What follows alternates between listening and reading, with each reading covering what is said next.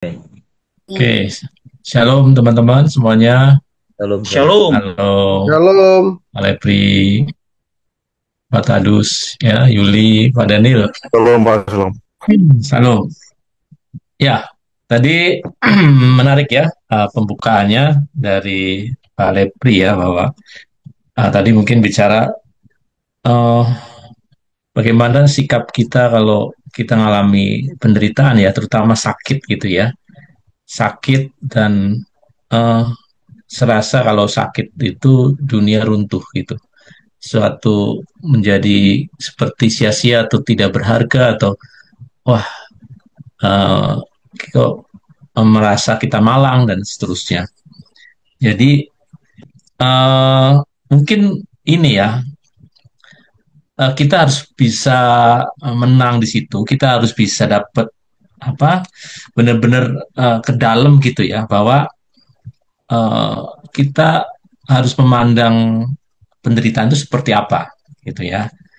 Nah, tadi puji Tuhan Wenda mungkin itu ya nggak terdeteksinya hanya sebagai flag ya Pak Lepri ya.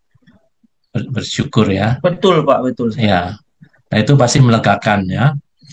Eh, itu tidak mudah ya. Tidak mudah kalau kita mengalami ya sakit, penderitaan seperti itu. Karena mungkin eh, kita sering diajar atau saya minimal saya lah ya bahwa tujuan kita beriman, beragama, terutama itu kan sebenarnya kita mencari sosok yang bisa melindungi kita kan. Sebenarnya kalau mau jujur ya, eh, terutama saya, mungkin juga teman-teman saudara alami, kita beribadah, kita mencari Tuhan apa sih sebenarnya? Pasti kan mau mencari perlindungan, keamanan, kenyamanan, apa maksudnya protect ya, proteksi gitu dari Allah. Nah, saat kita mengalami sakit penderitaan tuh seakan-akan loh kok Allah yang kita sembah, Allah yang kita andalkan kok tidak mau melindungi gitu. Nah, itu pasti ada kegamangan, ada apa? Ya serasa hampa ya hidup gitu ya. Betul nggak, teman-teman ya? Nah, ini sebenarnya masalah apa ya? Fenomena ini sering umum terjadi, sering terjadi dan hampir semua kita alami. Nah, justru kalau kita belajar kekristenan, belajar firman Tuhan, ini harus kita dapat kebenaran di sini dan kita harus menang di sini gitu. Apa apa begitu ya? Eh, kalau kita beriman terhadap Allah, terus kita mengalami penderitaan itu berarti kayaknya sia-sia aja kita beriman gitu ya. Nah, mungkin menyambung pembicaraan sebelumnya mungkin dari Pak Hens itu soal kesia-siaan hidup ya.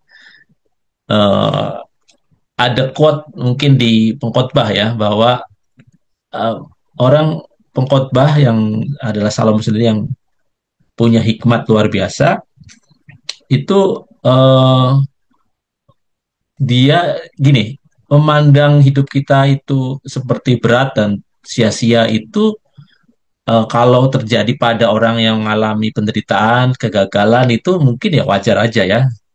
Ya, orang kita secara ekonomi, mungkin secara fisik itu mengalami penderitaan, wah kayaknya hidup itu sia-sia. Tapi ya,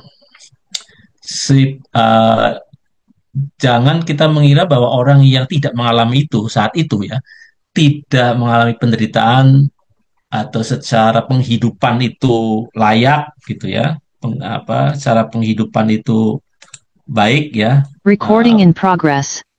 seperti seorang raja ya, dalam hal ini Raja Salomo itu tidak merasa bahwa hidup ini penuh kesia-siaan gitu. Nah, ada ayat yang menggambarkan itu di pengkhotbah apa bunyi ayatnya ya, bahwa segala sesuatu yang orang lakukan di bumi ya itu sebenarnya kesia-siaan gitu. Ini ayat yang sangat apa namanya menarik untuk dibahas loh ya, menarik untuk dibahas. Tahu nggak ayatnya di mana? Nah, ini ayatnya. Khotbah 3 ya. Di mana? Pengkhotbah Pengkhotbah 3 ayat 11 ya. Nah, ini. Eh, coba ada yang baca, coba bisa yang keras ini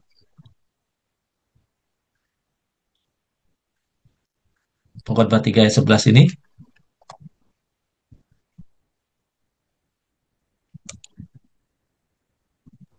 Ada yang bisa bacain? Pengkhotbah 3 ayat 11. Ia membuat segala sesuatu indah pada waktunya, bahkan ia memberikan kekekalan dalam hati mereka.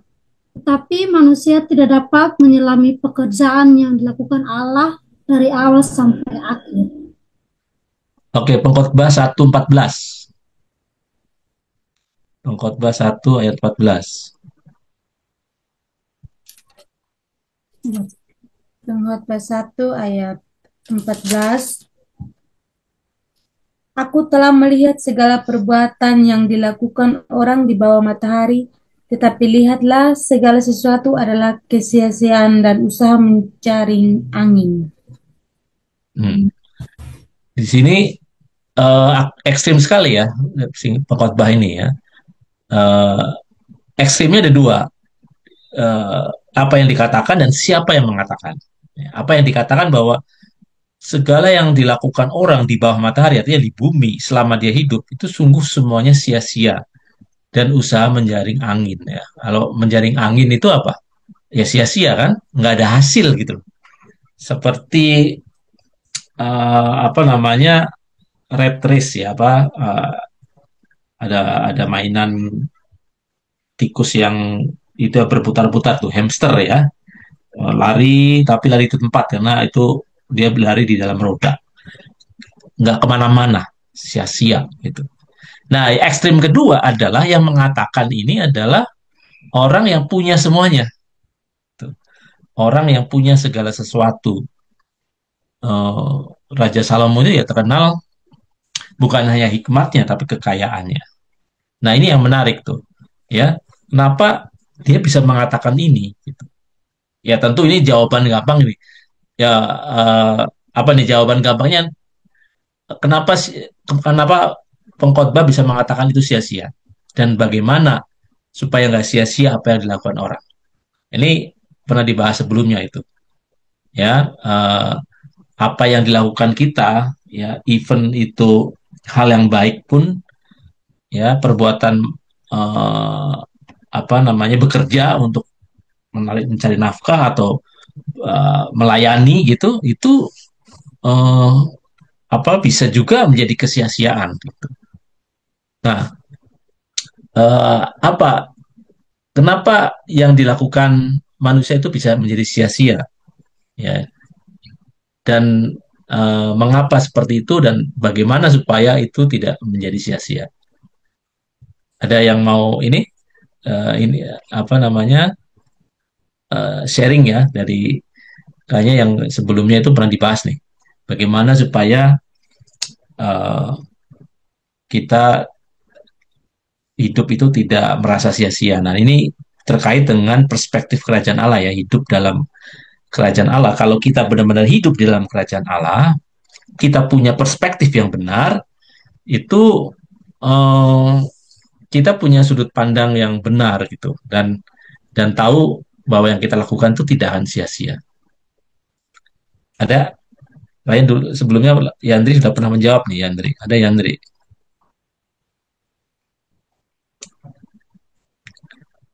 Bagaimana supaya apa yang menyebabkan apa yang dilakukan itu sia-sia?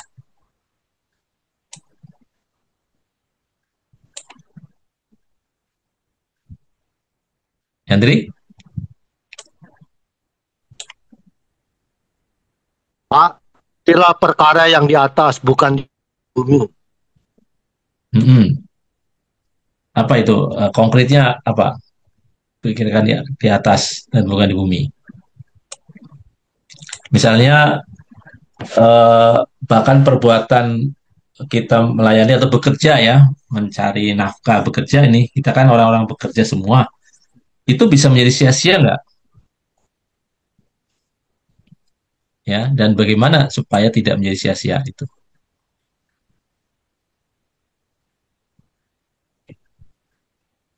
Ada? ya. 1 Korintus 15 ayat yang Mm-mm. ke-8.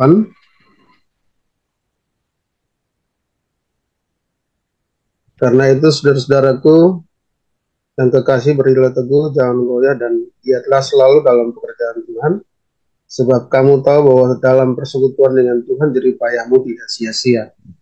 Segala sesuatu yang kita kerjakan di dalam persekutuan dengan Tuhan itu yang tidak sia-sia. Di luar itu pasti sia-sia semua. Ya, kata kuncinya persekutuan dengan Tuhan ya. Ya. Persekutuan. Jadi segala sesuatu yang tidak melibatkan Tuhan dalam tindakan kita, pekerjaan kita itu bisa menjadi sia-sia. Bahkan itu pekerjaan yang kelihatan baik, betul nggak?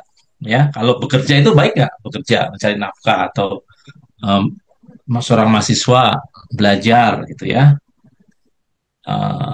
Atau bahkan dalam melayani di gereja gitu atau di suatu pelayanan. Kalau itu tidak melibatkan Tuhan, tidak ada persekutuan dengan Tuhan, itu bisa menjadi sia-sia. Nah, kita mau bedah persekutuan dengan Tuhan itu seperti apa, gitu ya? Persekutuan dengan Tuhan itu apa? Nah, sebelumnya dia mengatakan bahwa tergantung motivasinya kan, motivasi kita dalam melakukan itu apa, ya? Motivasinya atau ada yang bisa membuat konkret ya,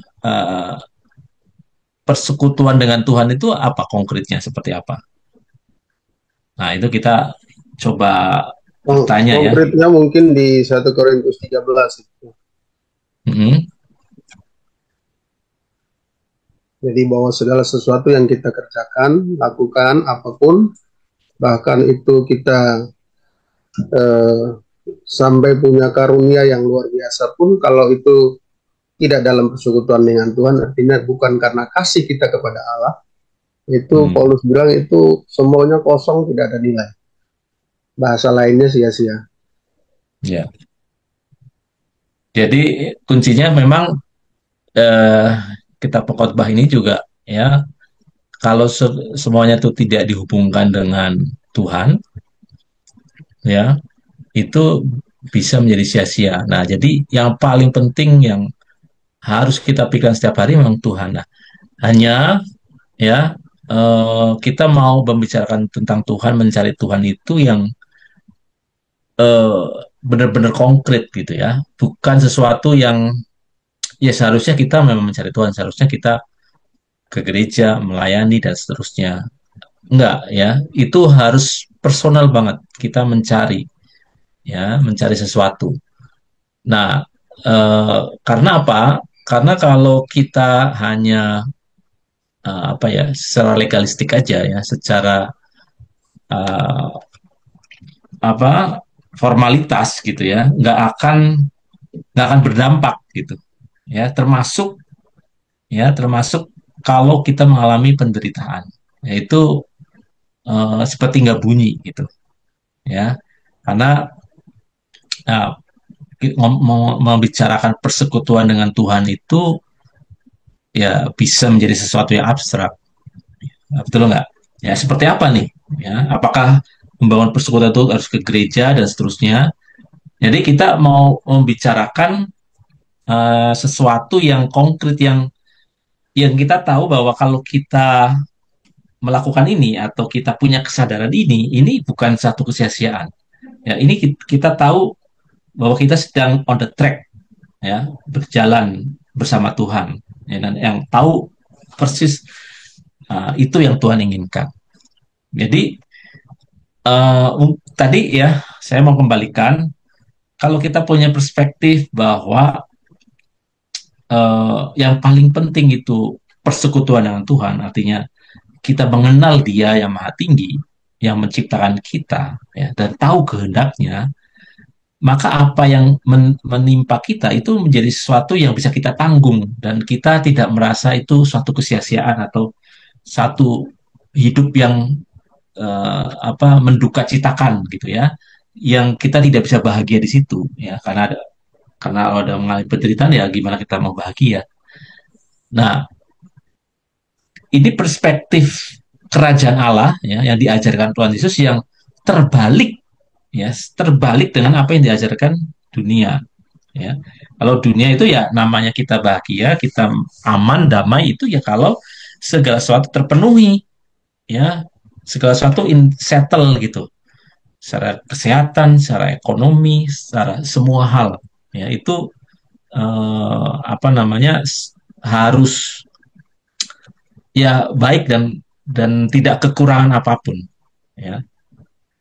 Nah, ini kita harus menaruh hal yang penting, harus konsen bahwa kalaupun orang mendapatkan kenyamanan hidup seperti eh, itu bisa menjadi kesia-siaan ya. Dan artinya gini, sekaliber Salomo aja itu ya, dalam hatinya bisa merasakan bahwa semua kelimpahan yang dia dia apa namanya miliki itu bisa menjadi suatu sia-sia. Nah, kenapa dia bisa bisa melihat itu menjadi kesia-siaan? Karena Salomo pasti memandang ya tadi di Pengkhotbah 3:11 ya, memandang perjalanan hidup kita tuh bukan hanya di bumi, tapi sampai kepada kekekalan. Jadi kalau kalau apa namanya hanya di bumi ya kita cenderung mudah untuk merasa terbeban,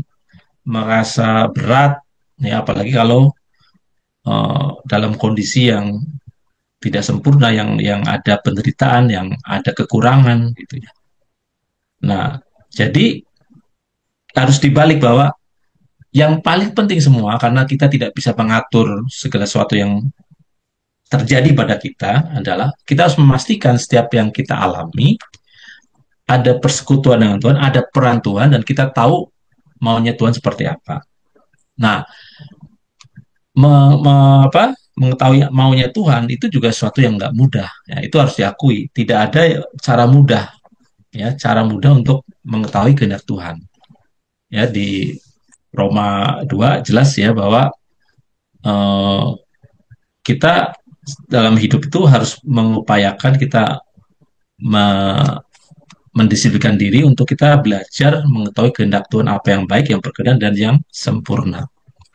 Nah, ini saya mau bawa ya ke hal yang praktis, parameter dari kita itu memastikan bahwa ini bukan suatu kesia-siaan, itu lagi-lagi terkait dengan soal pemahaman atau penguasaan diri kita. Kita memahami siapa kita, yang kemarin kita bahas terdiri tubuh, jiwa, dan roh, dan kita bisa menguasai diri sepenuhnya. Ya, nah ini di apa namanya sejak zaman perjanjian lama pun orang tahu ya, tahu bahwa nah ini juga di pengkhotbah kan ya, orang yang sabar itu melebihi seorang pahlawan, orang yang menguasai dirinya melebihi orang yang berebut kota.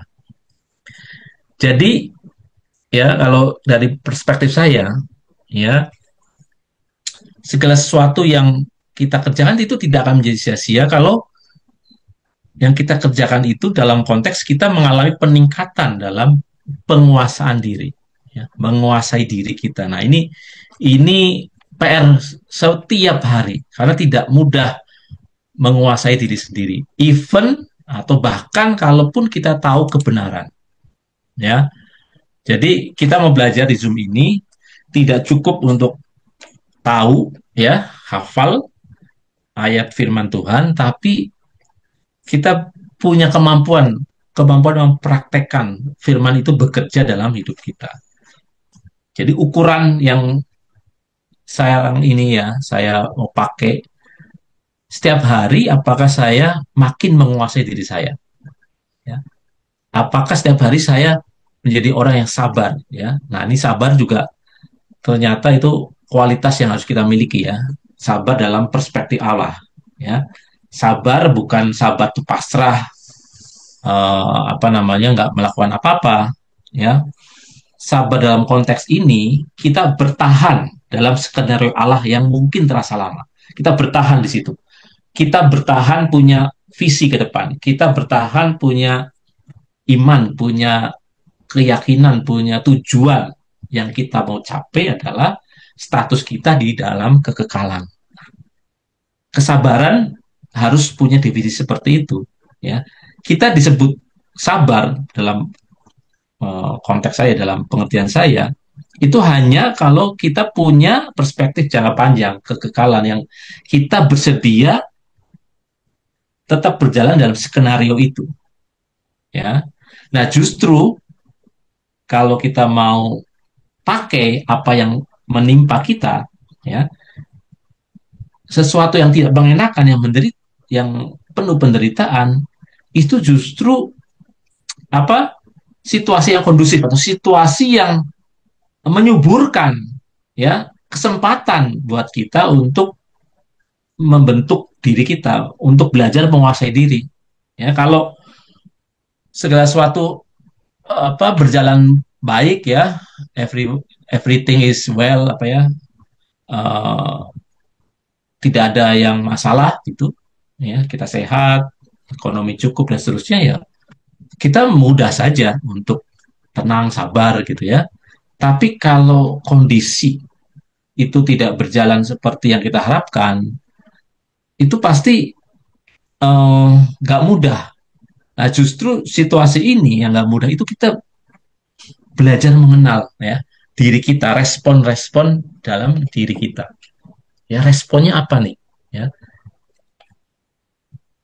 karena respon terbaik kita mengerti diri kita sendiri itu kalau memang ada tekanan, ada sesuatu yang nggak ideal. Jadi itu kita belajar uh, setiap hal yang tidak mengenakan itu jadi nutrisi jiwa, jadi pupuk yang baik untuk pertumbuhan jiwa kita, pertumbuhan kerohanian kita. Karena apa? Karena itu ini kita memandangnya bisa sebagai kesempatan. Oh, saya ngalami ini. Kita lihat, ya, bercermin reaksi apa yang muncul dalam diri kita. Apakah ada ketakutan? Apakah ada kegelisahan? Apakah kita nggak punya semangat, ya? Atau kita menggunakan itu, ya, penderitaan itu untuk kita menghancurkan, mematikan kesombongan kita, mematikan sifat-sifat dengki kita, gitu ya. Kita tersadarkan bahwa, oh, saya masih punya sifat dengki, oh, saya masih punya sifat iri hati ternyata. Jadi saudara-saudara, kalau yang saya alami, ya, kita mulai mengenali sifat-sifat jelek itu biasanya kalau dalam penderitaan, dalam tekanan yang besar. Kalau dalam kesuksesan, secara fisik, secara ekonomi itu baik, hampir kita tidak bisa mengenali siapa kita yang di dalam itu. Nah, ini apa namanya sangat sangat penting, ya. Jadi singkatnya gini, bagaimana supaya itu tidak menjadi sia-sia, apa yang dikatakan pengkhotbah itu, ya, menjadi sia-sia. Ya, di perjanjian lama jelas harus terkonek dengan Yahweh. Terkonek dengan Yahweh itu kalau dulu perjanjian lama adalah ikut Taurat, ya. Taurat Tuhan tuh diikutin, ya, yang lahiriah gitu.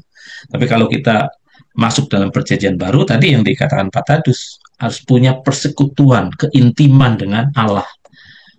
Mengapa sampai ke level itu yang batinia? Karena ada Roh Kudus yang dicurahkan, yang ada dalam kita. Jadi kualitas kita mengenal diri di zaman anugerah ini harus lebih tinggi. Ya, makanya dikatakan di Injil bahwa orang yang terkecil di dalam kerajaan Allah itu jauh lebih besar dari nabi-nabi sebelumnya, ya, karena seluruh kebenaran belum dibukakan, belum ada Roh Kudus yang dicurahkan, yang berkenan, ya, hadir dalam tubuh kita, di jiwa kita. Jadi ini yang teman-teman harus sadari, ya. Jadi saya juga mengalami ya akhir ini karena saya walaupun tahu ya tahu firman itu apa, tapi ternyata ya apa akhir-akhir ini tuh ngalami seperti oh ini uh, menjalani hidup kok seperti di situ-situ aja gitu ya, di situ-situ aja nggak berkembang. Apalagi tadi kalau segala sesuatu itu tidak sesuai yang kita rencanakan. Wah ini harusnya sudah sampai tahap ini nih. Bisa saya harus sampai tahap sini nih. Uh, Agenda saya ini harus sampai di sini nih. Nah ternyata nggak berjalan seperti yang kita harapkan. Nah itu kita nggak boleh rugi dua kali. Itu harus kita pakai untuk melihat ya diri kita sendiri. Ya, respon-responnya seperti apa. Mungkin saja lewat peristiwa seperti itu Tuhan mengizinkan kita untuk apa melihat kekurangan, melihat hal yang harus kita perbaiki, yang masih tersembunyi, yang belum terungkap, ya itu Tuhan izinkan. Jadi uh, kalau saya yang dapat ya menjadi pengikut Kristus yang sejati, yang benar-benar memahami gaya hidup Allah, apa Tuhan Yesus ya, itu dalam segala apapun ya mau suka mau duka ya mau susah maupun senang itu menjadi satu kebaikan sebenarnya, satu semua bukan kesia-siaan tapi itu satu kemanfaatan yang luar biasa apapun kondisinya. Nah kita harus belajar sampai di set itu, apapun yang terjadi di luar sana itu tidak mempengaruhi sukacita abadi, sukacita kekal yang ada dalam hati kita. Itu nggak mudah ya, nggak mudah, tapi sebenarnya teman-teman itulah kekristenan yang sebenarnya. Kita belajar firman Allah, belajar dari Kristus itu sebenarnya untuk mendapatkan status itu, mendapatkan tingkatan itu ya, menguasai diri. Kalau menguasai diri kan faktor luar ya, faktor luar itu tidak berperan ya, mungkin bisa mempengaruhi tapi tidak cukup menggoyahkan kondisi jiwa kita ya, apa yang kita rasakan ya. Uh, Kekhawatiran, kegelisahan, uh, apa namanya, rendah diri dan seterusnya ya, emosi-emosi negatif itu tidak menguasai kita gitu ya. Tapi kesadaran kita, kesadaran ilahi kita, kesadaran akan kebenaran itu yang menguasai ya. Pola pikir, mindset kebenaran Allah itu yang menguasai kita. Konkretnya apa? Konkretnya kita tadi ya punya pasti emosi yang stabil ya, emosi yang apa namanya tidak meledak-ledak atau tidak merasa down gitu. Nah ini mungkin buat saya ukuran ya, ukuran apakah kita makin memahami firman itu makin mendalam gitu. Bukan berarti itu akan mulus terus ya, akan mulus terus ya. Tapi yang saya rasakan gini, kalau kita belajar benar ya, firman itu masuk dan kita renungkan sungguh-sungguh ya, walaupun nanti kadang kita miss gitu ya, ada masuk dalam istilahnya di Alkitab itu apa? Masuk masa kegelapan lah ya, masa kebodohan. Nah, itu ada ungkapan tuh. Ada masa kebodohan kita, tapi itu akan cepat balik ya. Itu kayak pegas gitu. Kita tuh punya pegas rohani gitu. Dipepet gitu, ditekan gitu, dia akan otomatis mendorong untuk keluar dari kegelapan itu, dari kebodohan itu. Ya, itu apa buktinya. Jadi bukan tidak pernah mengalami kegelapan, tapi kalaupun kita masuk jurang apa lembah kekelaman itu ada daya dorong untuk kita keluar segera. Ya, tidak tidak stay, tidak tinggal terus di situ. Nah, coba kita lihat kondisi sekarang ini gimana ya, kita apakah masih stay di situ, di menikmati penderitaan ya istilahnya ya, artinya gini, terjebak dalam penderitaan atau kita terpengaruh oleh penderitaan yang kita alami, misalnya sakit atau hal ekonomi atau hal lain ya, hubungan dengan keluarga yang tidak harmonis atau apa, itu jangan sampai ya masalah seperti itu malah menguasai kita, malah membuat kita tidak memikirkan persekutuan dengan Tuhan. Jangan sampai itu. Nah, kalau yang saya alami ya, saya mungkin ada aspek lain ya, bukan soal penderitaan yang ini, tapi kondisi dunia sekarang yang yang sekarang serba apa krisis ya, di mana-mana banyak krisis ya. Terus munculnya perubahan ya dunia oleh AI itu yang sedemikian masif, kan sudah ada robot robot AI gitu yang bisa menggantikan pekerjaan manusia. Itu eh, buat saya harus adaptasi kan, adaptasi, saya harus belajar banyak soal itu. Tapi ternyata ya eh, masalahnya gini, kalaupun kita mau adaptasi belajar ya, kita tuh kadang tidak bisa mengejar ya perubahan yang ada. Kita akan belajar ya, di pekerjaan itu akan banyak efek kalau kita nggak adaptasi terhadap perubahan dengan AI, zamannya AI sekarang. Tapi kalaupun apa namanya eh, kita berusaha adaptasi itu seringkali tidak cukup untuk kita bisa bisa menang gitu ya, kita bisa mengatasi, kita bisa tetap relevan gitu ya, seperti ketinggalan terus. Jadi saya kadang terjebak waktunya untuk upgrade seperti itu, sehingga melupakan yang paling penting itu persekutuan dengan Allah ya. Motivasinya eh, kalau buat saya itu saya harus bertanggung jawab terhadap pekerjaan saya, terhadap perusahaan gitu ya, supaya adaptasi. Tapi ternyata adaptasi yang saya lakukan itu justru menggerus ya waktu, pikiran, sehingga menggeser persekutuan saya dengan Allah gitu. Itu yang paling penting ya. Jadi eh, apa namanya itu yang kalau satu sisi itu yang saya alami. Tapi mungkin teman-teman punya sisi lain ya. Ada jadi apapun ya itu ternyata bisa menggeser yang menjadi membuat kita pada status kesia-siaan itu ya. Nah, jadi teman-teman semua, saudara-saudara semua, dari materi ini tuh saya mau tadi apa mau men-sharingkan ya bahwa kalau kita mau memastikan hidup kita tidak sia-sia itu bukan soal perkara apa yang sudah kita hasilkan di depan, apa yang sudah kita capai ya. Kalau saya mencapai harta atau uang segini berarti itu saya meaning lah ya. Atau kalau saya sudah punya kedudukan ini berarti hidup saya tidak sia-sia gitu. Tapi di sini kita belajar ya dari pengkhotbah juga eh, kita memastikan hidup ini tidak sia-sia kalau kita belajar bisa menguasai diri. Nah, supaya bisa menguasai diri itu tidak mungkin tidak bisa dilepaskan adanya campur tangan Tuhan. Tidak mungkin. Ya, nah ini mungkin bedanya kita kekristenan dengan mungkin aliran yang lain ya, yang sama-sama mengajarkan untuk menguasai diri.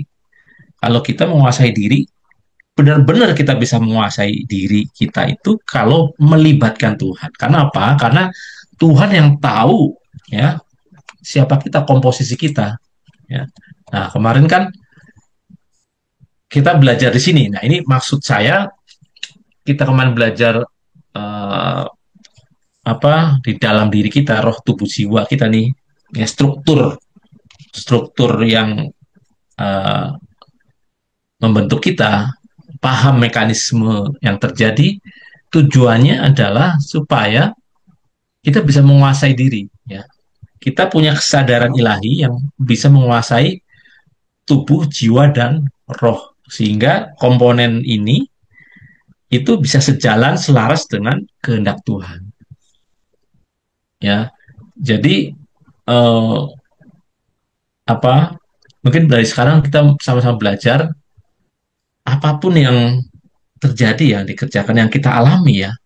Coba kita cek ya. Kita punya waktu merenungkan dinamika apa atau apa yang kita rasakan di jiwa kita ya. Karena teman-teman semua untuk bisa membedakan tubuh dan jiwa itu kita bisa ya, ini tubuh kelihatan fisik ya, tapi membedakan jiwa dan roh itu nggak mudah ya. Keinginan membedakan keinginan daging dan keinginan manusia itu, keinginan daging dan keinginan roh itu nggak mudah gitu. Karena kita seperti apa ya? Kita berespon itu seperti satu kesadaran. Tapi kalau teman-teman bisa mulai meneliti diri sendiri ya, itu akan mengalami seperti yang Paulus alami di Roma 7 itu, bahwa ada pertentangan ya, pertentangan di dalam diri kita gitu. Saya mau melakukan yang baik tapi kok yang jahat yang saya kerjakan sebaliknya gitu. Ada pertentangan. Ya, kita tahu kebenaran, kita mau melakukan yang benar, yang sempurna, tapi ada hukum lain yang bekerja ya. Kedagingan kita itu bekerja mengarahkan kita yang lain. Nah, ini sebenarnya eh, apa hal yang harus kita gumuli setiap hari, yang harus kita belajar setiap hari. Artinya kita itu harus sibuk untuk bisa melihat jiwa roh kita secara dalam, makin dalam gitu. Jadi jangan pernah mengira teman-teman semua, saudara kita, kita semua, termasuk saya juga, sudah mengenal kondisi jiwa dan roh kita. Enggak. Yang mengenal seluruhnya hanya Tuhan. Kita itu sekarang ini pasti hanya sebagian-sebagian. Justru saya baru disadarkan kembali kesibukan kita selama di bumi ini untuk bisa melihat di dalam diri kita ini, ya. Hmm, kalau istilahnya monster atau sifat-sifat apa yang masih Tuhan tidak berkenan. Gitu. Nah, termasuk soal tadi, ya, memandang secara kurang tepat terhadap penderitaan yang kita alami, ya, kondisi jiwa yang kita merasa down dan seterusnya, itu eh, indikasi bahwa kita terdistrak atau kita itu tidak fokus pada tugas pekerjaan utama kita, ya. Tugas pekerjaan utama kita ini, ya, kita membangun satu arsitektur kesadaran kita itu secara benar, ya. Maksudnya kita harus menjaga tubuh, jiwa dan roh kita itu dalam kondisi yang optimum. Karena ini, ya, teman-teman, semua hanya ini yang bisa kita kendalikan. Di luar itu, kondisi bumi, dunia ini nggak bisa kita kendalikan. Tapi kita bisa mengendalikan tubuh. Kita ada dalam jangkauan kita. Kita bisa mengendalikan apa yang kita pikirkan, apa yang kita rasakan. Kita juga punya akses pada roh kita. Karena ada Roh Kudus yang memberi terang. Nah, jadi kita membangun ini supaya, ya, yang benar adalah setiap tubuh ini, tindakan tubuh ini yang digerakkan oleh jiwa itu semata-mata mengalir dari kehendak roh kita. Roh kita yang sudah punya frekuensi yang sama, ya, dengan Allah, karena kita selalu berjalan dipimpin oleh roh Allah, ya. Siapa yang dipimpin roh Allah itu menjadi anak Allah. Kalau roh kita dalam kondisi prima, kondisi sejalan dengan Allah, jiwa kita, ya, apa yang kita pikir, rasakan itu juga sinkron, ya, dengan Allah. Dan kalau jiwa kita sudah sinkron, pasti, ya, apa yang dilakukan oleh tubuh kita pasti akan sama.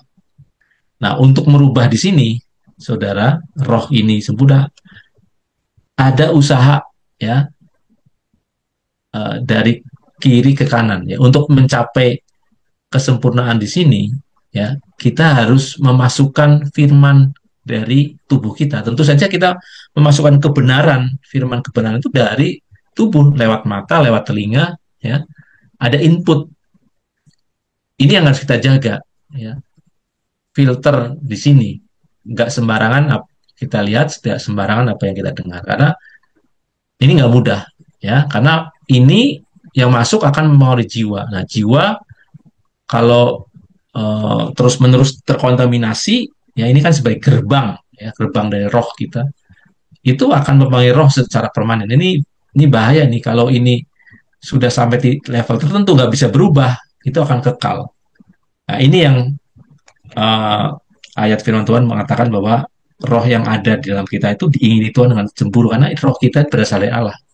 Kalau ini uh, menyimpang ya, warnanya nggak sesuai dengan yang Tuhan kehendaki ya, Tuhan nggak bisa menyatukan, gitu, nggak bisa menerima itu sehingga terpisah selama-lamanya. Jadi uh, apa ya?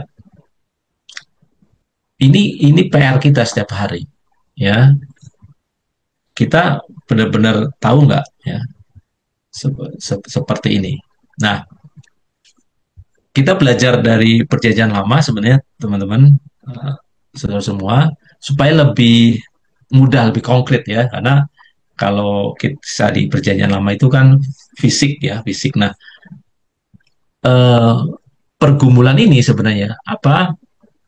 Itu juga terjadi di bangsa Israel ya. Bangsa Israel itu kenapa ada di padang gurun sekian lama itu sebenarnya Tuhan mau bentuk ini ya, jiwa roh bangsa Israel itu uh, makin sempurna, makin baik gitu ya, dan tidak salah dalam melihat hubungan dengan Allah ya. Nah, ini ada tragedi yang terjadi di Israel sebenarnya ya. Jadi mereka memandang Allah Elohim Yahweh itu sesuatu yang seperti jimat sebenarnya ya, uh, memandang bahwa Allah itu sesuatu ya, Yahweh yang mereka sembah, yang termanifestasi di tabut perjanjian itu sesuatu yang jadi pegangan gitu. Jadi tidak mengandalkan hubungan ya, tidak melihat kondisi dalam ya, tapi luar. Yang penting buat mereka kalau Tuhan berkenan, Yahweh berkenan itu kalau melakukan hal-hal lahiriah ya, melakukan hukum Taurat, terus menjaga tabut ini secara fisik dan seterusnya. Ya, jadi kadang mereka memperlakukan tabut itu secara salah. Artinya gini, mereka mana bahwa kalau ada tabut perjanjian, pasti mereka kalau perang tidak bisa dikalahkan. Ya, tidak bisa dikalahkan. Pokoknya kalau ada tabut ini nggak bisa kalahkan. Tapi sebenarnya yang membuat mereka dikalahkan bukan tabutnya, tapi apa? Tetap ketaatan mereka terhadap perintah Tuhan. Kalau mereka tidak taat, walaupun ada tabut perjanjian di tengah peperangan, ya apa namanya, semua sia-sia, ya mereka menderita kekalahan.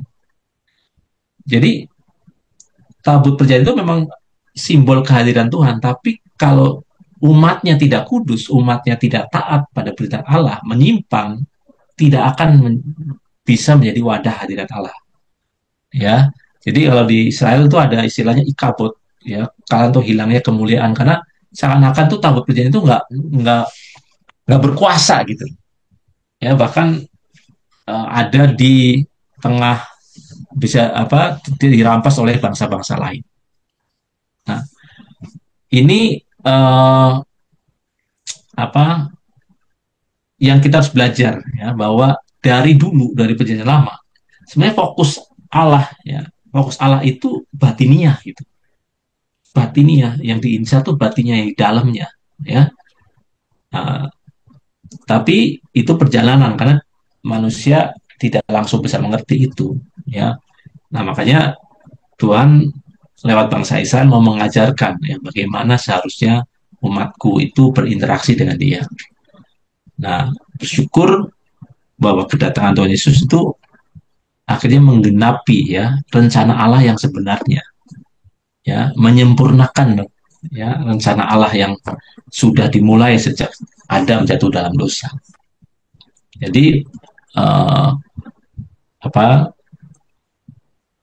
teman-teman semua, ini kita jangan sampai ya, kalau dulu bangsa Israel menganggap tabut perjanjian itu seperti jimat ya, kita sekarang ini dalam ritual ibadah itu seperti suatu jimat juga. Kalau belum ke gereja atau belum melakukan suatu kegiatan rohani, wah belum mantap gitu ya, belum belum sah gitu ya.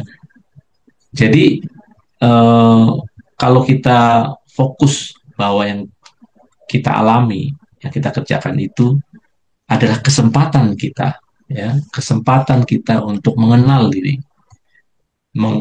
Setelah mengenal, kita punya kesempatan menguasai diri kita. Pasti Allah bisa bertahta, ya, bertahta di dalam jiwa dan roh kita.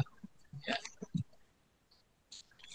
Nah, ini mungkin yang saya share ya.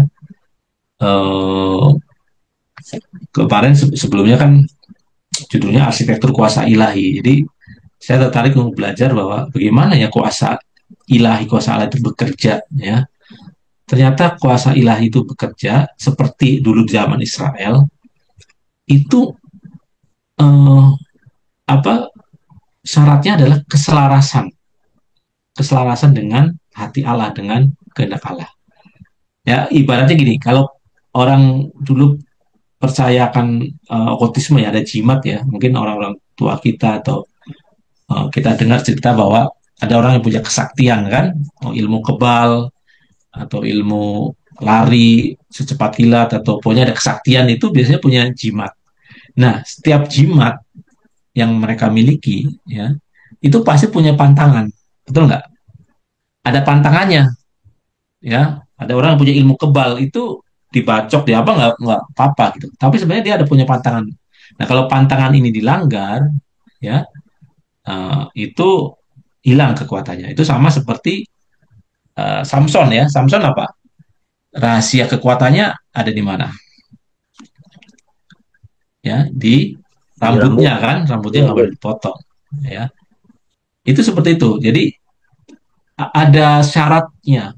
Ya, jadi nggak ada sesuatu yang nggak ada konsekuensinya. Jadi istilahnya kalau kita orang Kristen terjebak anugerah, anugerah aja. Ya udah, kalau diberi ya sudah gitu. Nggak ada persyaratan apa-apa, nggak. Ya, semua itu istilahnya tidak ada yang gratis sebenarnya. Kalau keselamatan dalam Yesus itu gratis buat kita, tapi sebenarnya itu nggak gratis karena ada yang bayar. Ya, nggak ada yang gratis. Nah, jangan sampai, ya, kita mengandalkan yang di luar, bukan yang kekudusan batin kita. Nah, ini belajar dari bangsa Israel karena ini menarik sekali, ya. Uh, Kehidupan bangsa Israel itu bisa mencerminkan kondisi kita sekarang. Nah, jadi buat teman-teman semua, mari, ya, kita bisa apa namanya mencermati, ya, setiap yang kita alami itu gimana, ya, sudah sampai di mana pembentukan jiwa kita, ya, sudah seberapa kita mengenal diri kita. Semakin kita mengenal diri kita, maka semakin kita bisa menguasainya. Kalau kita nggak kenal diri kita, nggak mungkin kita menguasai. Kalau kita nggak menguasai diri kita tidak mungkin bisa menghadirkan, ya, kekudusan, ya, ruang maha suci dalam hati kita untuk Roh Kudus bersemayam, bertahta. Nah, itu rahasianya. Jadi dari tengah hal yang menimpa kita, yang tidak enak, yang apa, ya, tidak sesuai yang kita mau, ya, mari kita tetap menjaga kekudusan dalam hati kita. Itu yang kita bisa jaga, gitu. Itu yang bisa kita pertahankan. Nah, ini ada cerita, ya. Ini yang saya juga dapat sesuatu nih dari pengalaman anak saya, ya. Dia mengalami satu hal agak mau menyerah gitu, ya. Dia ada satu kebiasaan jelek yang gagal kalah terus gitu. Jadi akhirnya waktu kita beri saran dan harusnya begini gitu, ya, dia merasa percuma lah, pasti saya kalah lagi gitu. Saya nggak mampu nih, ya. Contohnya misalnya mengerjakan tugas tepat waktu gitu. Tugas-tugas tepat waktu ternyata gagal terus gagal. Jadi waktu kita ajarin untuk belajar bekerja atau belajar yang benar seperti apa, dia merasa sudah percuma aja gitu, ya, pasti saya gagal lagi. Nah, di situ saya dapat hikmat ke dia bahwa eh, kamu ya mungkin yang kamu lakukan itu gagal terus, tapi ada satu yang kamu sebenarnya bisa punya, ya, bahwa keinginan untuk tetap mau belajar. Kamu punya kehendak bebas untuk mau menyerah atau tidak. Itu pasti bisa kamu lakukan. Soal kamu berhasil ya mengalahkan kebiasaan jelek kamu atau mengalah apa berhasil tidaknya kamu eh, tepat waktu dalam mengerjakan soal gitu ya, tugas-tugas, itu soal lain. Tapi jangan pernah menyerah ya terhadap diri kita sendiri yang selalu mungkin kalah. Tapi fokus kehendak bebasmu. Kamu harus menetapkan kehendak bebasmu itu untuk terus merespon dengan benar. Karena kita mau gimana kondisi apapun ya, kita tuh punya kuasa dalam diri kita, yaitu apa kehendak bebas kita. Kita mau tetap bertahan, kita mau tetap ikut jalan Tuhan, nah, itu ada di wilayah kita. Nah, kalau kita ambil posisi itu, pasti Tuhan akan bukakan jalan, ya. Pasti akan ada hasil, tidak mungkin akan sama terus. Nah, jadi apapun kondisi kita sekarang, uh, itu pastikan bahwa kita punya kehendak bebas kita didedikasikan untuk kita tidak menyerah, kita tetap ikut skenario Tuhan. Nah, itu aja yang saya mau sharing, ya. Mari kita tunduk kepala untuk kita merenungkan firman ini, kebenaran ini. Mari kita pandang hidup kita yang sekarang kita alami, apa yang paling penting, apa yang membuat apa yang kita kerjakan sekarang itu tidak sia-sia. Bapak yang makasih, ucap syukur Tuhan, dari kebenaran-Mu ini membukakan kami bahwa apapun yang kami alami Tuhan, hanya satu hal yang pasti kita bisa, bahwa saya menggunakan kehendak bebas saya untuk tetap berjalan dalam skenario-Mu, untuk mengenal siapa aku, mengenal jiwaku makin dalam. Itu pasti aku bisa lakukan Tuhan. Nah, aku mau berjalan walaupun di luar hal yang terjadi di luar tidak sesuai kehendak-Mu, tapi aku percaya bahwa Engkau tetap menyertaiku dan di akhirnya pada ujungnya ada kebaikan yang dari Engkau, dan yang paling penting apa yang kami lakukan adalah berkenan sesuai dengan kehendak-Mu. Terima kasih Tuhan, bersyukur, dan kami berdoa untuk setiap kami di sini untuk membiasakan diri untuk merenungkan, mendalami jiwanya sendiri, mengenali diri sendiri supaya bisa menguasainya. Bapak bersyukur, doa ini kami serahkan Tuhan, hanya di dalam nama Yesus, Tuhan dan Selamat kami. Amin. Serahkan ke Pak Lepri. Ya, amin. Ada pertanyaan, Pak. Berkata begini, berarti kita harus melampaui pikiran kita ya, Bapak. Karena dalam pergumulan saya merasa seperti kita dimanipulasi oleh pikiran dan perasaan kita, sehingga kita tidak bisa mendengar suara Roh Kudus. Kita lebih mendengar pikiran dan perasaan kita yang selalu meleset. Nah, ini apa? Ini ketajaman. Ini menjadi masalah adalah ketajaman mendengar suara Roh Kudus, karena Roh Kudus itu bersama-sama dengan roh kita di dalam. Nah, ini inti dari sini itu adalah firman Tuhan kan. Jadi yang harus kita dengarkan itu adalah apa yang dikatakan Roh Kudus, dan apa yang dikatakan Roh Kudus itu pasti itu kebenaran.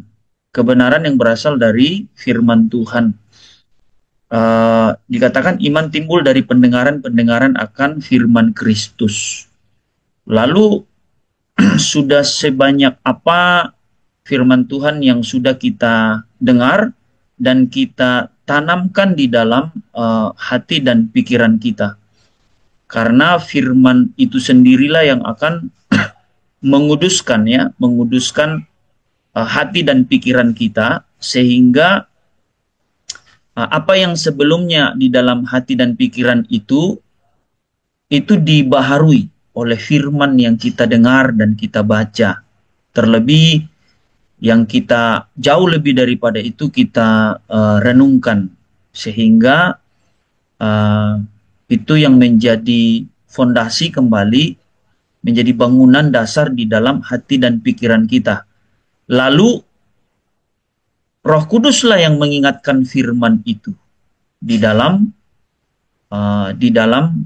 perjalanan kehidupan kita, gitu. Karena itulah fungsi Roh Kudus, memimpin kita ke dalam seluruh kebenaran.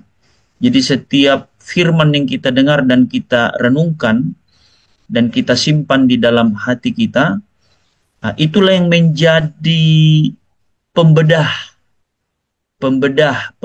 di dalam jiwa kita. Ibrani 4 ayat 12. Ia sanggup membedakan mana pertimbangan hati dan pikiran. Ya. Jadi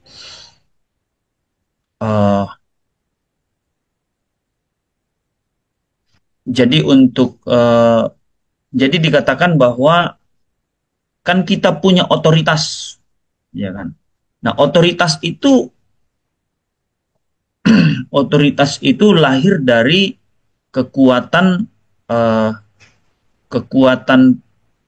kita mempercayai firman Tuhan itu, karena firman Tuhan itu yang berkuasa untuk mengubahkan. Ya, juang dimasukkan aja. Oh, ya dari tadi ini juang, Pak. Udah lewat dari Bapak ngomong 10 menit lalu, baru 10 menit